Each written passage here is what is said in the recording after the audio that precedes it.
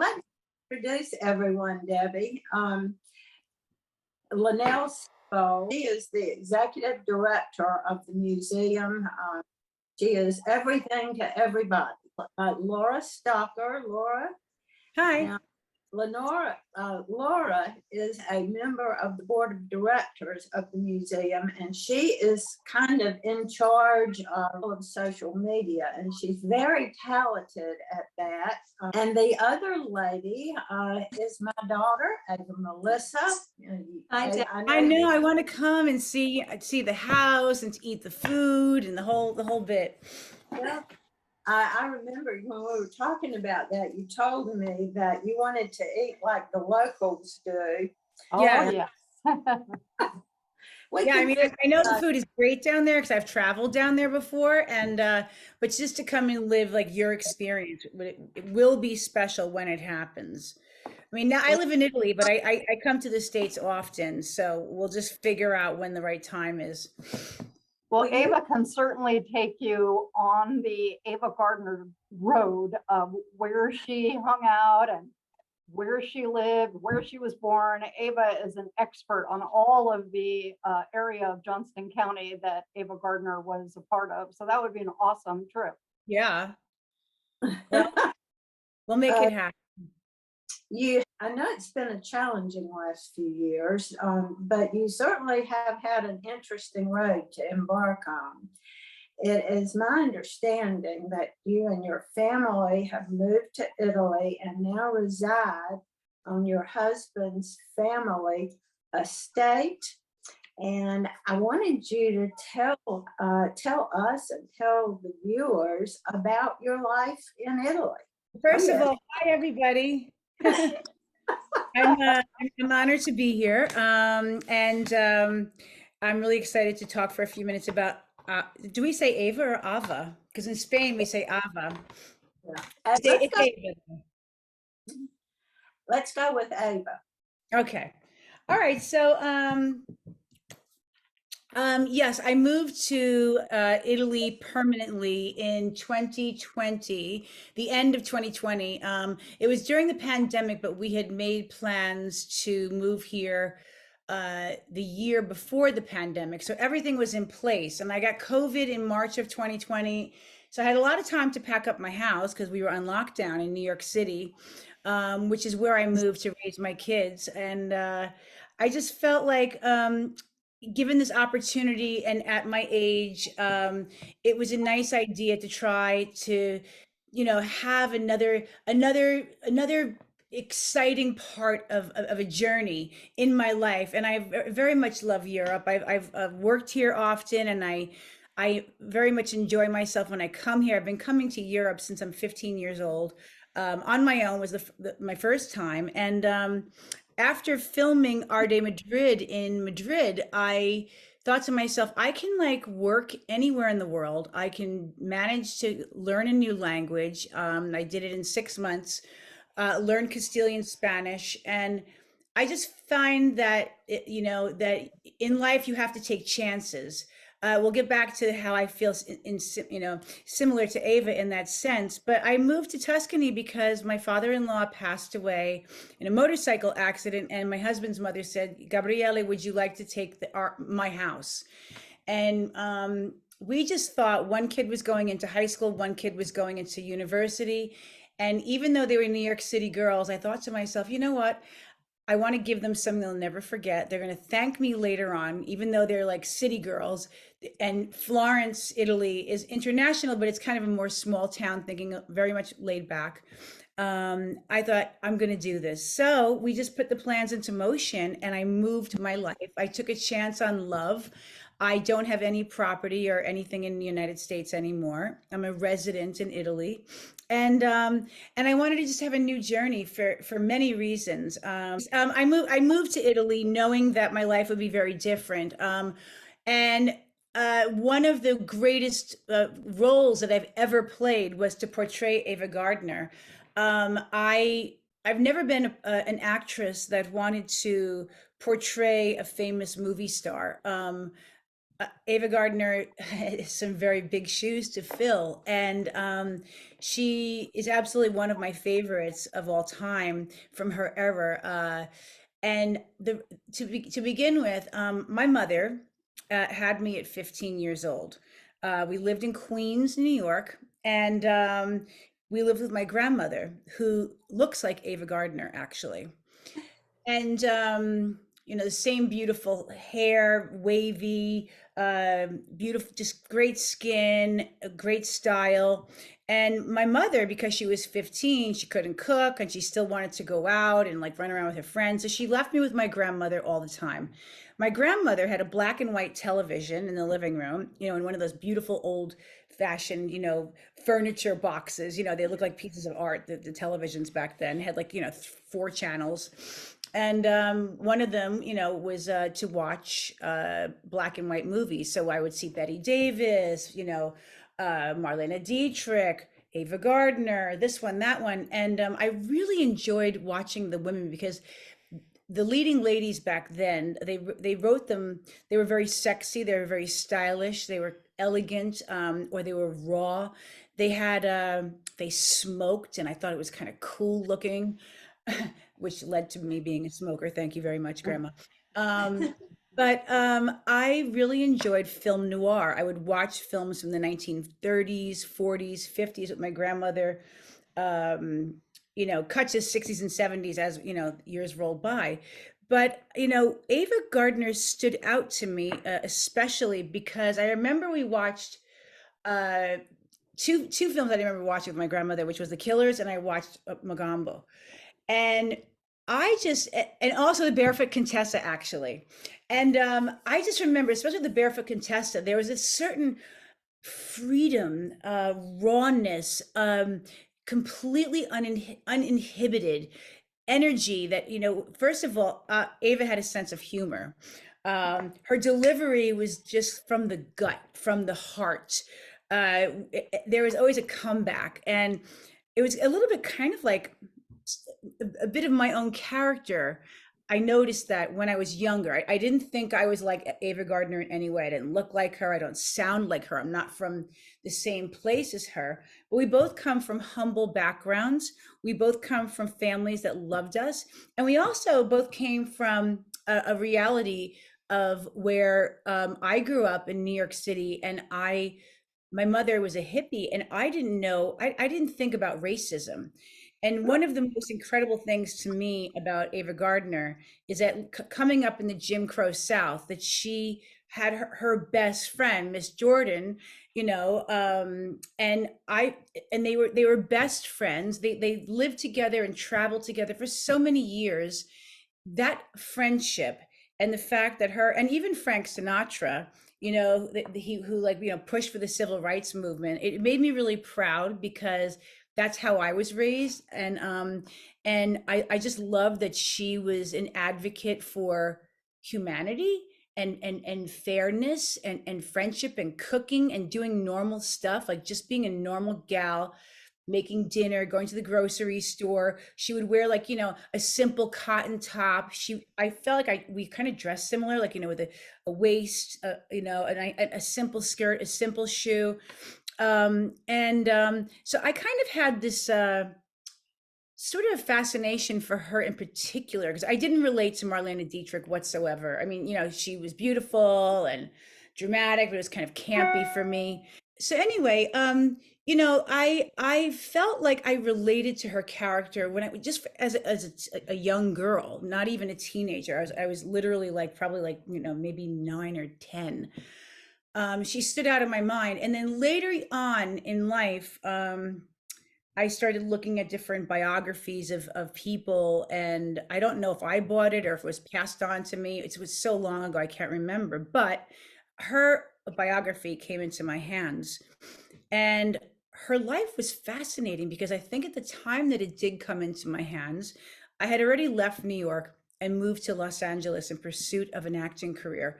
And again, I was a person who wanted to do more of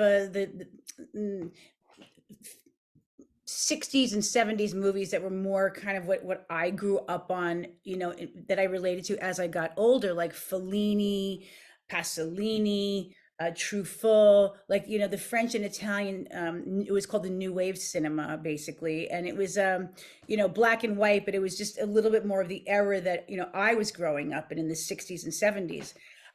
So I was studying as a serious actress, and I never wanted to play somebody who already lived. I like the art of creating a character. Um, and so her biography was lovely, and I got to know a lot about her. And it was funny because when I read all that stuff, like I was also in love with jazz.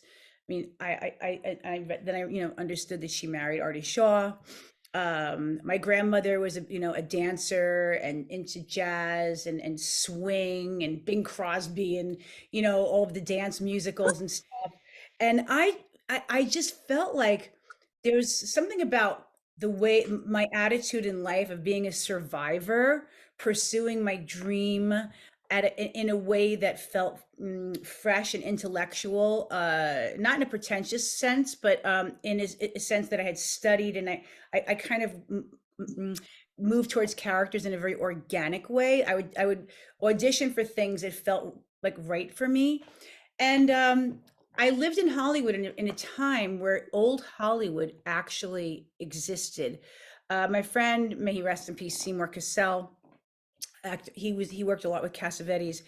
I met him through Sean Penn. He worked with Sean Penn, who I knew. And when I got to LA, I didn't drive. So Seymour would drive me around and show me, he'll be like, oh, so and so lived here. And this used to be like, farmland before the studios came up. And I would go to the Beverly Hills Hotel with a friend of mine who introduced me to, I'm forgetting his name right now, but this writer who wrote Will Success Spoil Rock Hunter? He wrote The Manchurian Candidate. And him and his wife would walk me through the halls of the Beverly Hills Hotel to go out to the pool where we'd have lunch. And he'd go like, I used to walk here with Marilyn, and just tell me stories and like I would just kind of feel Hollywood still speaking to me. I worked at 20th Century Fox. I was under contract. I was on the old Fox lot when they still had the original Lions up, where you had the commissary and all the meetings that would happen in those lunch rooms. And they still put players under contract, and there was still the old like costume rooms that had the slant boards that you would lean back on because you couldn't move in your costume. They had the old mannequins. They had drapery departments where they had incredible drapes. I actually had drapes made very like old Hollywood, as if they did me a favor. But like I got to see that time in history that's now completely gone. The Lions have been, God knows where they went. And now a modern building exists there. The commissary looks like something else. Like it doesn't have that old world glamour.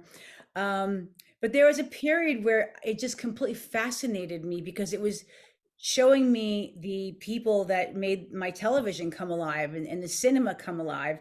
And, as the years went by, I remember I'm friends with Madonna, and we came up and kind of became famous at the same time. But we've always like stayed friends. And she and I decided to go to the Greek Theater one night to see Frank Sinatra. And because I was with Madonna, it wouldn't have happened if I was by myself. I was coming from work, so I had some makeup on. I looked pretty. My hair was dark and down. And I remember walking backstage because he liked to see people before the show, not after the show, because he would be too drunk, basically, I think, after the show. And we would go, like, we went, and I remember, like, we finally, like, we're outside the dressing room, and then she was announced, and Frank said, okay, bring her in. And I walk in with Madonna. I'm kind of like behind her, but I'm still, he sees me, and he looked at me, and he paused, and he came towards Madonna, and he kind of like pushed Madonna out of the way. And he said, who are you? And I said, oh, hi, I'm Debi Mazar. I'm her friend, and I'm an actress. It's so nice to meet you. Obviously I grew up on your music, and I was fawning a little because, shh, come here, he said. And he put his hands out and grabbed my hands and pulled me in. He goes, "You remind me of my Ava." And obviously, I love Ava Gardner. I'll cut back to what my favorite movie was of hers. But when he said that to me, I just was like, I don't look anything like this woman. And I was just like, oh my God, thank you. And I was so blushing, and I think Madonna was like, can we go now? Not really, but it was a beautiful moment for me. I have a photograph that I took one picture. I happen to always carry a camera with me because we didn't have phones back then. And that was like, I don't know, 30 years ago. And then I remember my favorite movie of Ava's is Night of the Iguana. Um, And yes, and that is the movie that resonated with me the most, aside from The Barefoot Contessa. When I saw Night of the Iguana, I mean, I'm a huge John Huston fan, and the stories. So first of all, not only did I hear the stories from just reading about them, I heard them firsthand from people that were around at the time. And just the idea of being in Mexico and them drinking, John Huston giving everybody, like, I think he gave them like a bullet, everyone got their own bullet given to them. There was always a story behind the crazy stuff that ensued on that trip. The cocktails, the scenes, and she was so powerful and raw and uninhibited, and there was something about her also, because she had this joie de vivre, this zest for life, where she smoked, she drank, which is something that I've always liked to do as well. um you could see the age in her face. You could see the beauty of the woman that had actually lived. And it amazed me because the fact that she married Frank after all these tumultuous, crazy marriages that weren't going anywhere, and of people telling her she wasn't smart enough, like Artie Shaw, and then other men that were womanizers, and the fact that she had a zest for, sex and having lovers, and being beautiful and having fun and loving music and literature and culture and art and travel.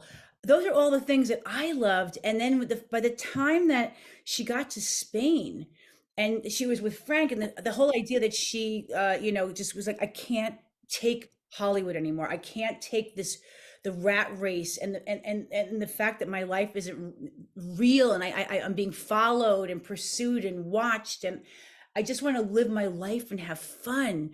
And her, like, having Ernest Hemingway as a mentor, um, a father figure, and someone that kind of watched over her, educated her, introduced her to culture and bullfighting and toreadors and domeguin.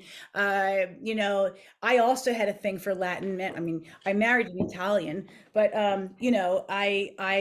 just kind of like, I had a type myself. I married my type.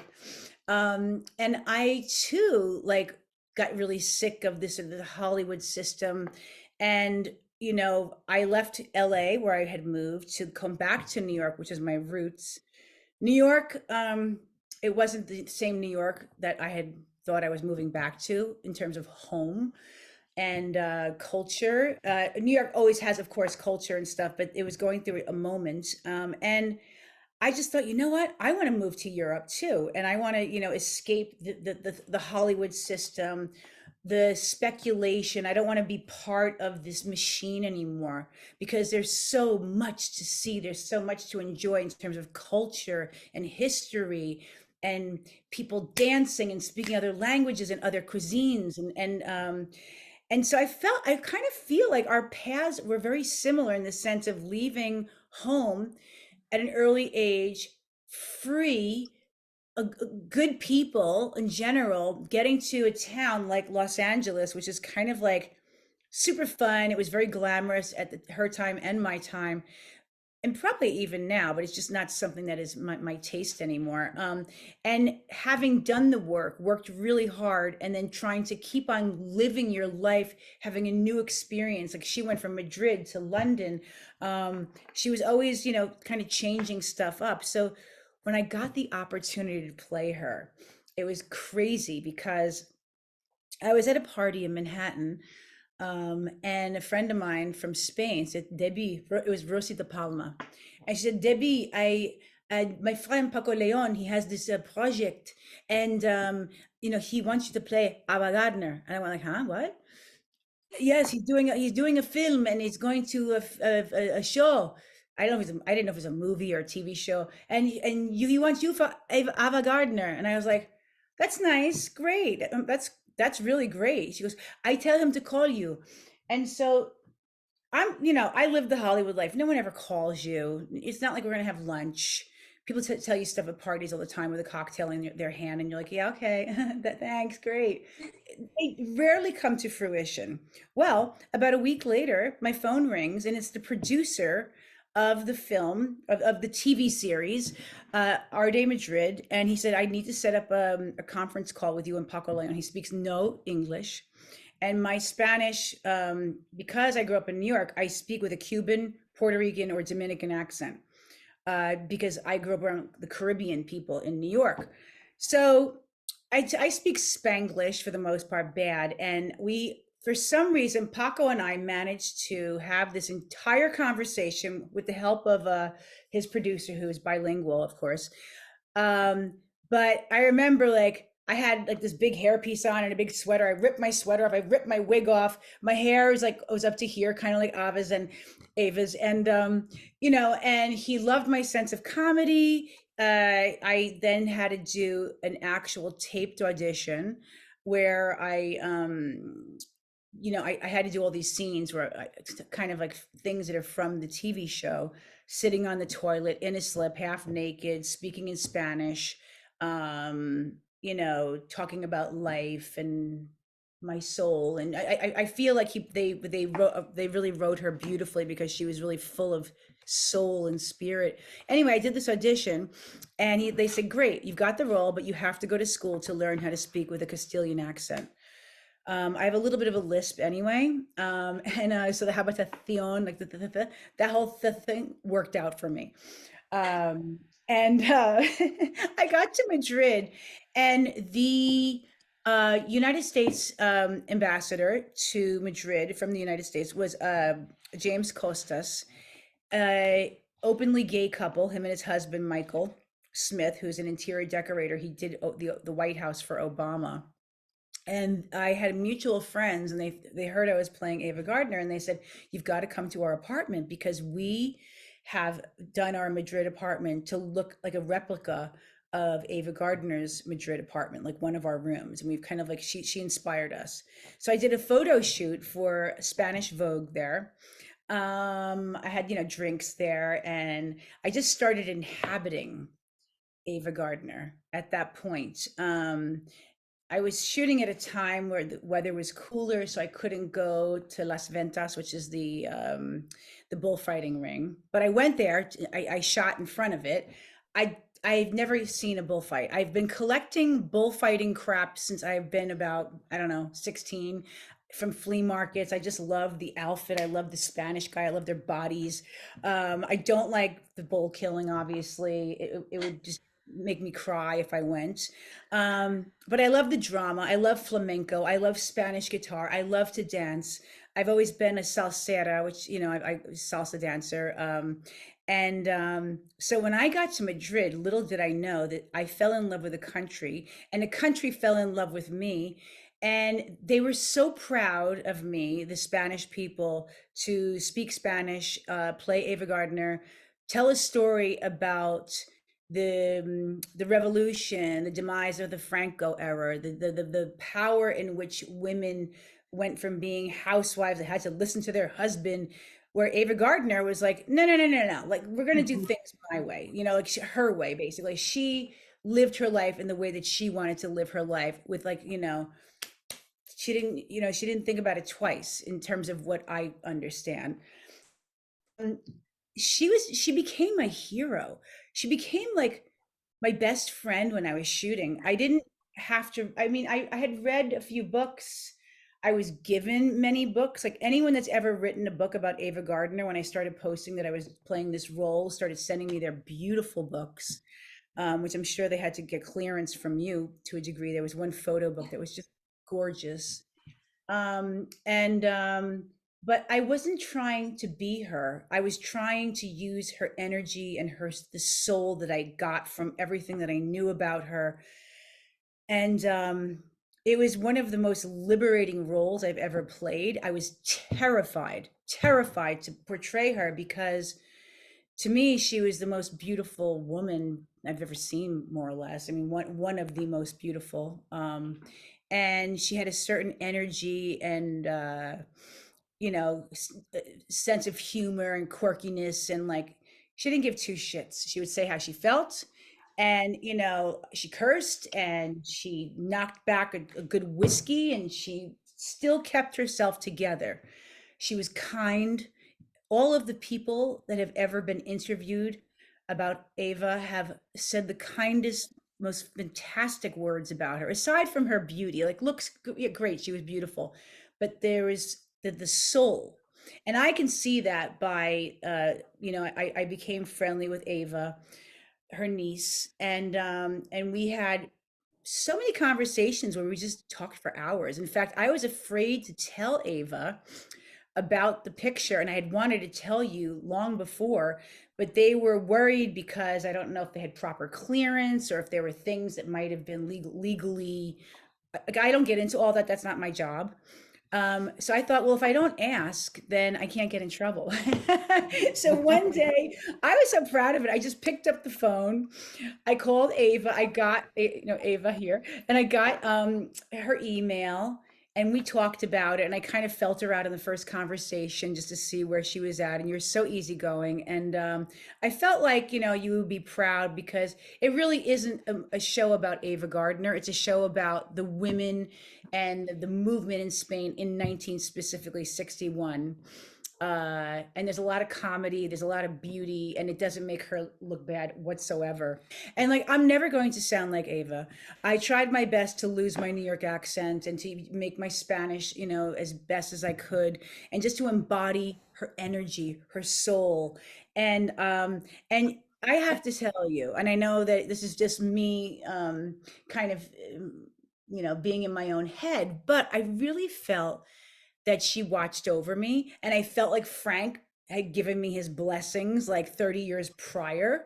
Um, and In life, things happen for reasons. There are some mistakes, I suppose, but I have no regrets for really anything I've done for the most part of my life. And that playing her was a gift for me. We swept all the awards in Spain for writing, direction, best actress, best supporting actress. I was nominated for supporting actress. I lost to my co-star, Ana Castillo, who plays my maid. Excuse me. And she is a beloved Spanish actress. She's young and basically is at every award show winning every award. Like, she's amazing, can cry like on you go cry, she's like and the tears roll. But I was honored to be nominated. I was honored to play her, and I've taken away, well, not only Ava gave me one of her napkins with her initial on it that I keep in my bedroom with my scarf drawer.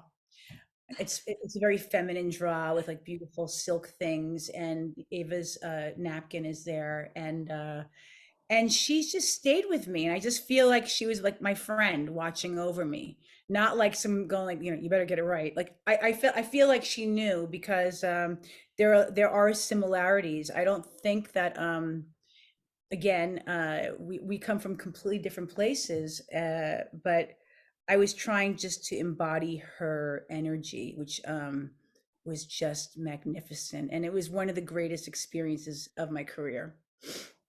I You totally captivated me with your portrayal of Ava, and I have seen the whole Arde Madrid series. You did a wonderful job. And Thank that is, I hope you understand that that's saying a lot coming from a family member who Yes, I was very know. hard. And what really got my attention was in one of the early episodes, I had turned away from the television for just a second. And when I looked back, you were walking away from the camera. And I was just stunned because you had the walk, Ava Gardner's sleek, panther-like glide across the room, just down pat. Wow. From behind, you looked just like Ava Gardner because you had mastered her walk. And from that moment on, you had me. Thank I you. remember one of those sweet conversations that we had on this particular night. We had both had a little bit of bourbon and relaxed into a wonderful conversation. And you referred to Ava as your spirit animal. Mm-hmm. And I took that to mean a guide, a role model of sorts. And, I have treasured that comparison. And everything you have said attests to that because of the similarities in personality and your desire to capture her energy, which you did very well, just makes her a guide and a role model. Yes. I mean, the fact that she turned 100, over the holidays, and people are, I mean, the next generation, like my children haven't seen some of her older movies, and not because it's about Ava. That generation doesn't watch black and white movies. Like when I try to say, you've got to watch Arde Madrid, like, Ma, I don't want to see you in a show. Like they don't care. And I'm like, you have to see it. It's so wonderful. And you've been to Spain now and you've seen flamenco and like, come on, like it's fun. And I'm still trying to get them to see Arde Madrid because they just don't like watching me. I don't know why. Um, but You're the the mud. they're missing out, but they'll get to it maybe later on, I think. But capturing, I don't think anybody can quite capture Ava completely just because everybody's their own person. And she's just so iconic. And the fact that the people are still like posting about her, talking about her performances. She was just such a real woman.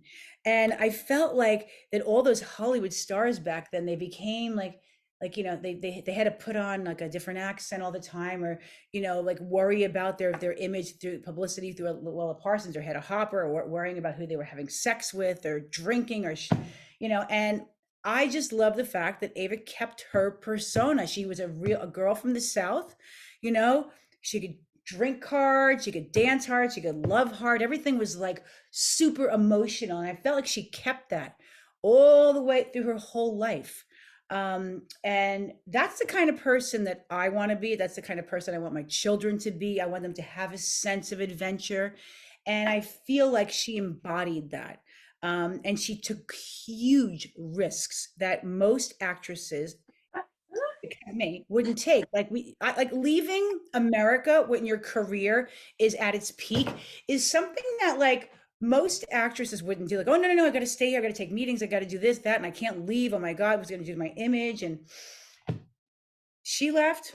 I left. Not because I didn't leave because Ava left, but I left because I made this choice. But you realize that the world, you can keep on living your life and have different experiences. And I don't think the only thing she wanted to be was just an actress. I feel, and this is without me even knowing her, but I just feel like life was just so big and grand, and there was so much room to explore the beauty and travel and people and culture and music and love, that she was really very well-rounded, balanced, and in terms of like the partying aspect, she lived her life. And I don't think she gave two F you, blah, blah, blah, about like, you know, what people thought. It was just like, look, this is what I did last night. So be it. I'm going to wake up today and start my day all over again. And, you know, I wasn't hanging from a chandelier and, you know, I didn't kill anybody. So let's just get on with it. And I think that's great. You know, that's how people should be. People worry so much. Oh, what did they think? What did I say? What did they do? Do I look okay?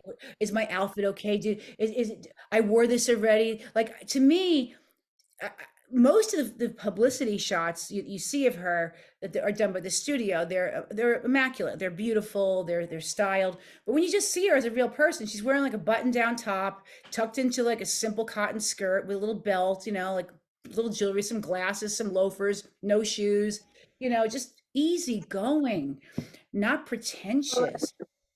You know, and I think that's what made her a great actress. Because you know what I said to my friends when they said, "You can't leave New York, or you can't leave LA. Oh my God, you're gonna, you know, like miss out on opportunities." I'm like, it's the opposite.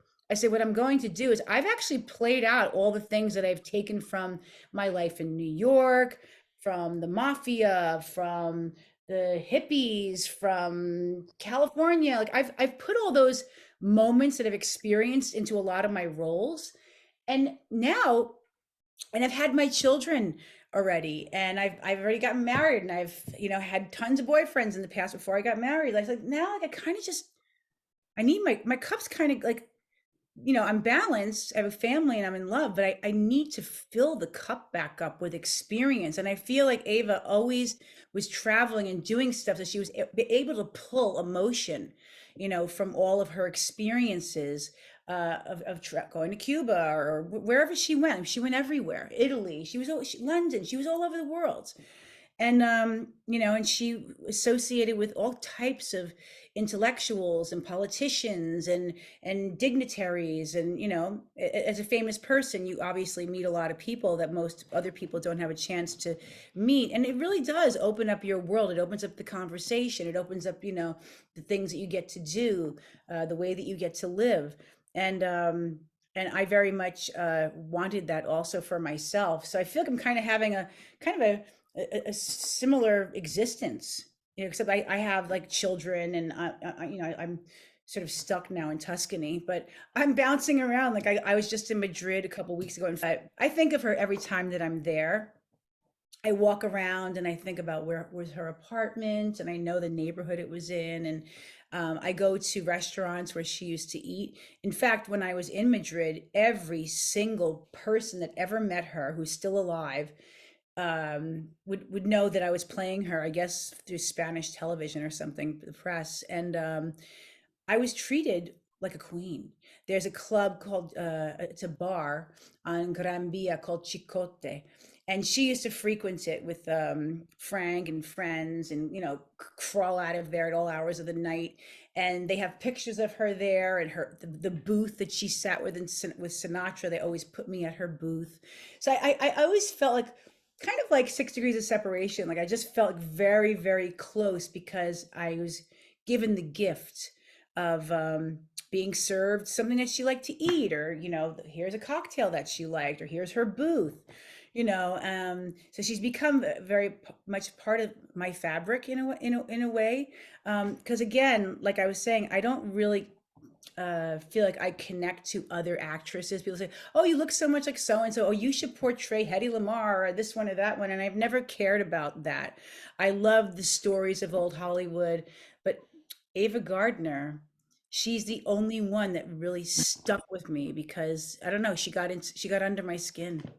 Really apparent in your portrayal of Ava, and the family appreciates it very much.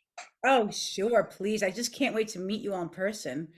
And I'm really I'm quite honored that you took the time to pick up the phone for me, you know, when we first spoke, Ava, because again, like I was saying, I was very nervous to call you, and obviously you can imagine how afraid I was to show you the work that I did, only because I'm not that kind of actress. I don't even watch myself. I've seen Arde Madrid once, just because I had to for press, and I've never seen it again. I might actually watch it again because I really enjoyed it, and I've seen so much stuff since the, you know, lockdown on my computer. I'm like,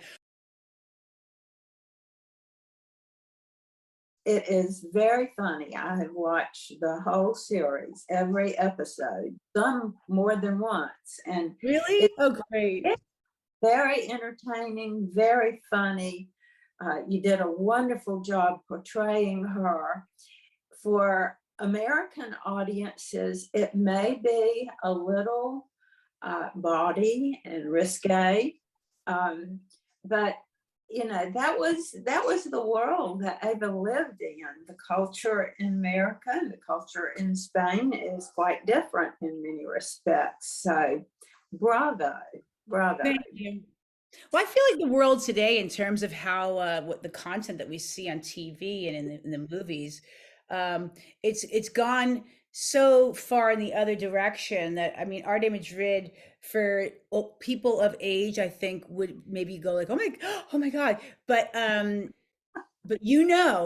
I know that anyone who's like lived through the 50s, the 40s, the 60s, like my mother was having a martini probably, or smoking a cigarette when she was pregnant. Like it was a very different time.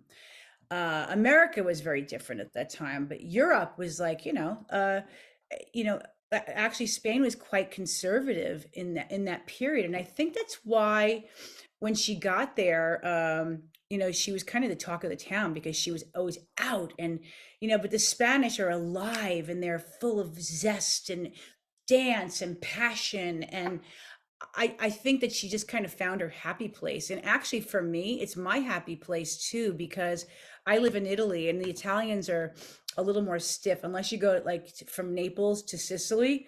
We're in the South, they're more like alive. Like in Florence, I'll play like good music pumping out of my window in my car, and no one's like looking or going like, yeah, I love that song. Like, if you like drive in New York, like you put a good song on, it could be Sinatra, it could be disco, it could be hip hop, whatever. If someone recognizes the song, they're like, oh yeah. In Italy, they're a little stiff. So for me, I work a lot now in Madrid. I think Madrid, after Arde Madrid, they like me. So I'm very happy to always go back there. And every time I go back there, I feel like she's with me. I love these. I have like 10 of them. I gave a couple to my friends, but I keep one in my closet. I keep one in my office. So Ava's like kind of like around my house, like, kind of always with me.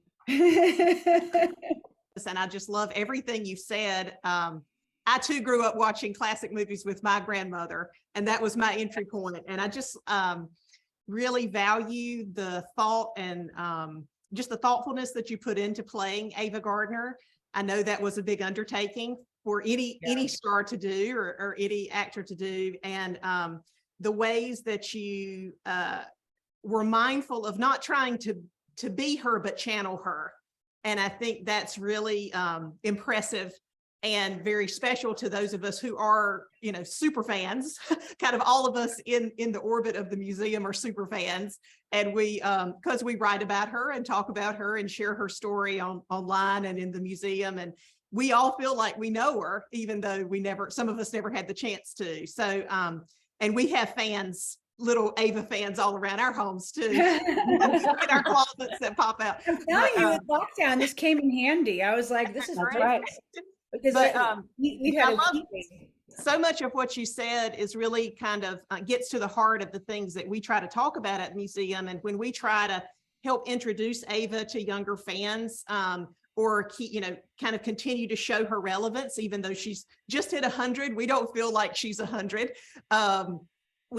She was so modern in her time, and such a trailblazer. She really was, yeah. And that's just so great to see that you, as someone who were tasked with interpreting her, or an iteration of her, saw those things, saw the zest, saw the uninhibited independence, just the ballsiness of her, for lack of a better way to put it. And I just really want to say, on behalf of other fans and those of us involved with the museum, how much we appreciate that. And what a great job you've done. Another thing I love about Ava is that, like, when I watch other actresses portray her, I've seen a couple things, not because I was looking to see how other people portrayed her. I just happened, and I always find that when they try to do old Hollywood, they make everybody so stiff. They put everybody in like these fur coats and these like stiff hairdos. And I always feel like the clothes wear them, and they're just, it's kind of like they're just kind of going through this sort of like mummy walk of, trying to be her. Whereas like she, she wore the clothes never wore Ava, and she just was free about everything. And she just had the sensuality and movement that, it didn't seem like she, it was never stuffy. So whenever I watch these reenactments of, or like these portrayals of old Hollywood, I get so bored with them. It's painful for me to watch them because, they're generally just so boring. I mean, maybe because I'm old enough to feel like I lived a little bit of that. I saw my grandmother, I was born in 1964. So I still have memories of old cars and, my grandmother with a roller set and putting on her lipstick and her coating and her pink, stuff and her hairspray and putting on her stockings with a garter belt and all that stuff. It's not like something that you just see in the movies. Like it's real, like I lived that. And I just feel like we don't see enough of that kind of portrayal these days where people are just free, like, that's why I liked Arde Madrid, because I felt like it wasn't like, pigeonholing old Hollywood or I mean, it was about old Spain, actually.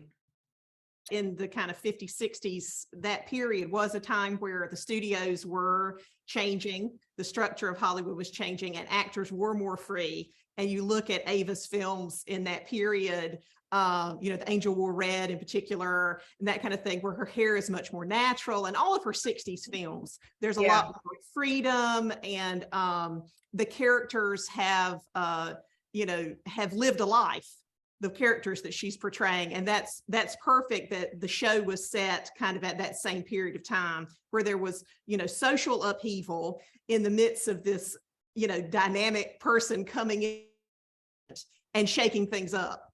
Yeah. Yeah. I just wish that I got a chance to meet her. Oh, so do we. Yeah. Well, I got to meet you guys. That's as close as I'm gonna get, but I just feel like she's always with me. In some way. Like I mean, I do believe in spirits. I haven't been visited by her, or I haven't had a visit from a spirit in quite a long time, but I do get occasional visits here and there. I believe in that. And I'm sensitive to it, so maybe I'll be fortunate enough one day. Debbie, I have to say, you are my favorite actress I've ever seen playing Ava. I was very little when I met her. And even before I found out that you were going to be playing her when I was younger and would see you, in the media and on TV and in movies, you always gave me a little bit of Ava, and I think you and her have very parallel paths, and I hope she does get to visit you in spirit form. Right, all of us, for that matter. We should have like maybe when I get to North Carolina, we'll try to channel her or something. Yeah. I'm not really one that likes to call on the spirits. They live in your heart. You know what I mean? So, yeah. Well, I really love the fact that you talked about that you felt her spirit, you felt her presence while you were playing with her, and that it has stuck with you afterwards. Because of my job, I live Ava Gardner every day. Wow. And I just recently wrote a blog about sort of my feelings about Ava. And I feel like you do. I feel like she could be my friend. Well, she's a girl's girl for sure. Yeah. Yeah, I really enjoyed that you said that. You're so lucky that you get to see her clothes and her jewelry and her personal effects. That's really great. Because sometimes you'll come and see them thing that it meant so much to me to have that little napkin, because it was just like something that, it's just a little something, but it's something that they had and that they've touched, and that there's an energy or something there that maybe I'm creating it, but I'm not. I mean, I really feel that. I really feel that. Yeah, that's great. I felt like it was small enough that you could even put it in the back of your script. Something that hopefully would make you feel connected to her, but I think you have felt connected to her all along. Like Ava Melissa pointed out, your lives have taken parallel roads. Yeah. You were both citizens of the world, not just of the United States, but of the world. And you both felt like that you could work anywhere in the world. And I just really appreciate that someone of your caliber was able to land the role in Arde Madrid.